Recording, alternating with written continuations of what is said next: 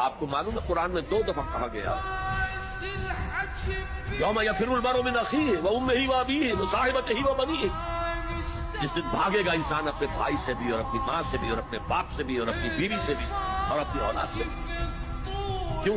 نفسی نفسی نفسی نفسی نفسی نفسی، میری اولاد کو جھونک دو، میرے ماں باپ کو جھونک دو، میری بیوی کو جھونک دو، بیوی کہے گی میرے شوہر کو جھونک مجھے، یہی نفسی نفسی دنیا میں رہے آپ کی۔ مجھے اپنے آپ کو بچانا ہے سب سے پہلے، اور پھر مجھے اپنے سب سے پہلے آل اولاد کو بچانا۔ یا ایھا الذین آمنوا قوا انفسکم واہلیکم نارا، اے ایمان والو بچاؤ اپنے آپ کو اور اپنے اہل و عیال کو آگ سے۔